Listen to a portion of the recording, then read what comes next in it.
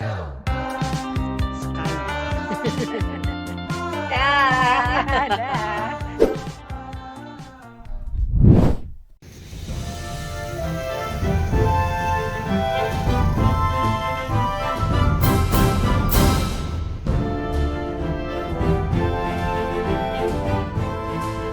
Halo teman-teman, selamat Hari Kesaktian Pancasila. Pancasila adalah ideologi yang paling tepat untuk menjadi dasar terbangunnya negara ini. Karena negara ini dibangun atas dasar keberagaman, bukan atas perjuangan golongan tertentu, bukan atas perjuangan suku tertentu atau agama tertentu. Tetapi bangsa ini adalah negara ini milik bangsa Indonesia dari Sabang sampai Merauke yang dengan rela hati memperjuangkan jiwa raganya untuk terbangunnya negara kesatuan Republik Indonesia. Dan hari ini saya ajak teman-teman ke rumah Jenderal Besar Abdul Haris Nasution yang biasa dipanggil dengan Pak Nas. Ya, jadi Pancasila berhasil ditegakkan di rumah ini atas perjuangan orang-orang yang memiliki ideologi yang sama, ideologi Pancasila. Pak Nas berhasil lolos dari usaha penculikan gerakan 30 September tahun 1965. Namun sayangnya, dua orang tercintanya, orang terdekatnya harus menjadi korban dalam tragedi tersebut, yaitu ibunya sendiri, Adi Irma Suryani, dan ajudannya Pierre Andreas Tendean. Hari ini saya mau ajak teman-teman ke rumahnya Pak Nas untuk kita bisa sama-sama mengenang kembali peristiwa berdarah itu.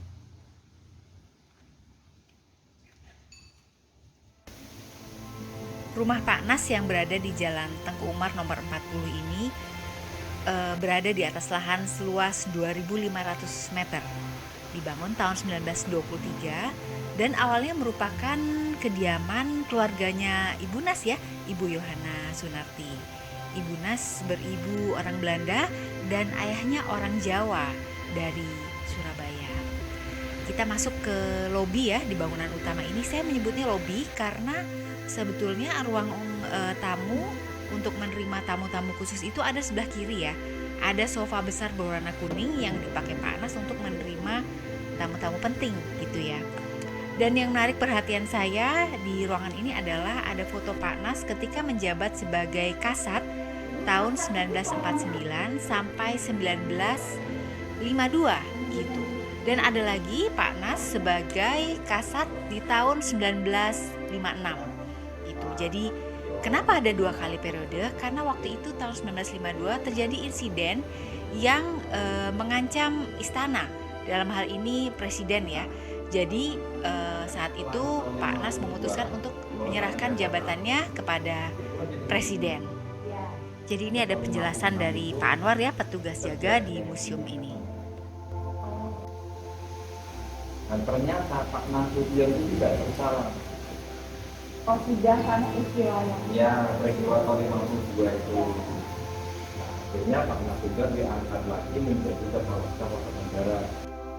Museum Jenderal Besar A.H. Nasution diresmikan oleh Presiden Susilo Bambang Yudhoyono pada 3 Desember 2008. 3 Desember adalah hari kelahiran Pak Nas ya. Di sini teman-teman bisa lihat juga koleksi buku bacaannya Pak Nas di meja kerjanya. Dan Pak Nas juga menulis buku. Ada sekitar 70 judul buku. Ya.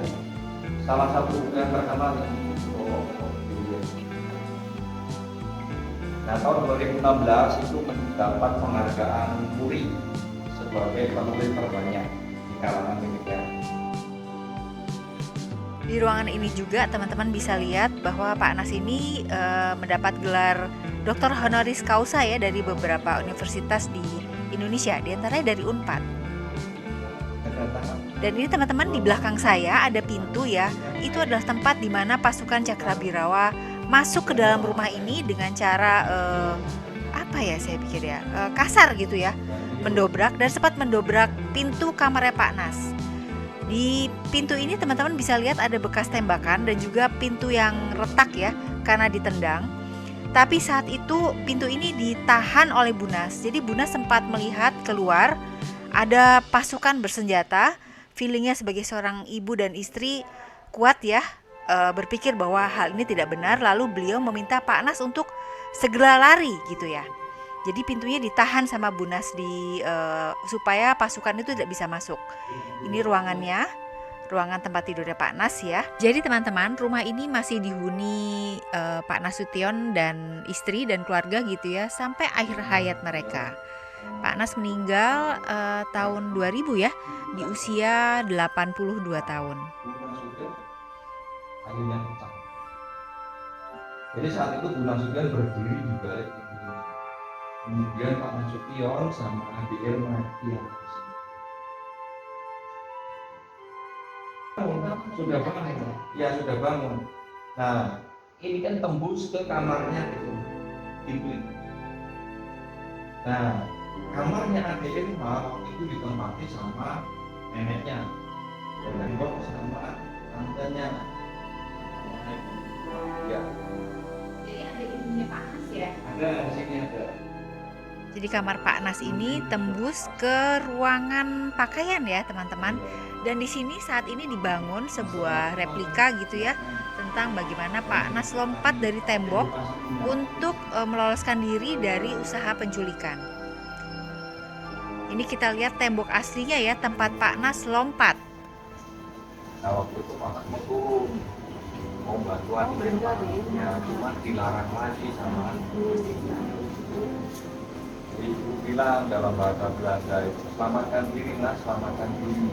Karena pas jatuh Temboknya begini Pak, jadi naiknya gini ya, gitu. iya. Temboknya ini benar ya? Segini. Ya sekarang satu Tapi Bu Nas hebat ya. Ya. Tahu gitu kan nggak beres ini. Jadi Langsung keluar Pak.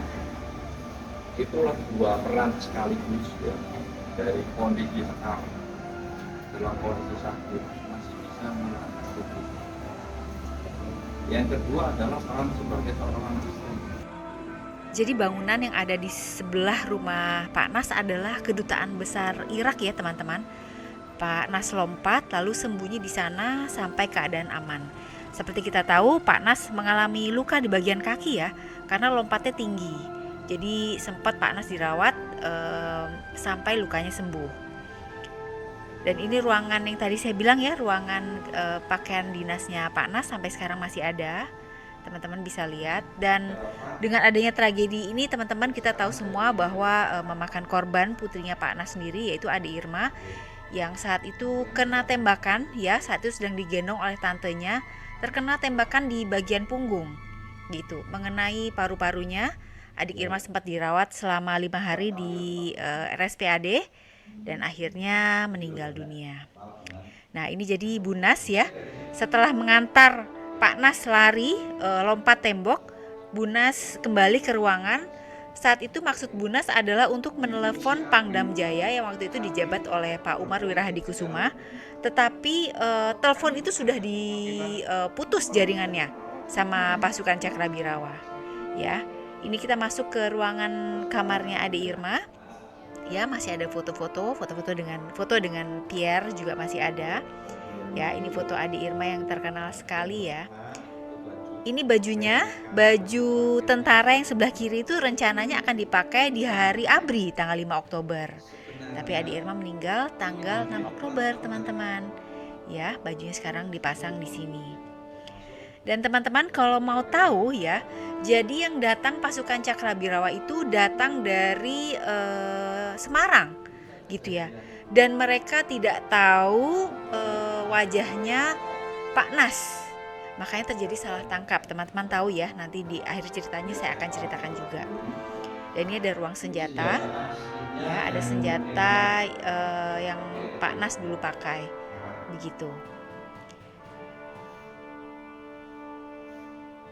Dan teman-teman ada insiden juga yang dialami oleh kakaknya Ade Irma yaitu Ibu Yanti Nasution. Jadi waktu kejadian ramai-ramai itu Bu Yanti lompat dari jendela, itu jendelanya teman-teman kalau lihat ya, jendela bangunan zaman Belanda itu ya, lompat dari tembok lalu membangunkan ajudan gitu ya.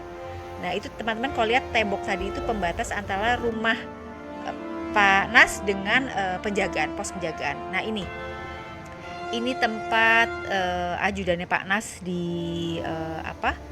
diserang gitu ya. Dan ini ada Pierre juga yang akhirnya mengaku sebagai Pak Nas. Itu karena saya bilang tadi gitu teman-teman. Jadi pasukan dari Cakrabirawa dari Semarang ini tidak mengenali wajah Pak Nas gitu ya. Dan bahkan sempat salah alamat juga, salah masuk ke rumahnya Pak Lemina yang letaknya 2 rumah di samping rumahnya Pak Nas gitu. Silakan teman-teman datang sendiri ya. Rasanya penting bagi kita untuk belajar tentang sejarah di negara kita sendiri. Baik teman-teman, berakhir sudah kunjungan kita ke rumah Jenderal Besar Abdul Haris Nasution. Mari kita tegakkan ideologi Pancasila. Mari kita bangun bersama negara ini. Merdeka!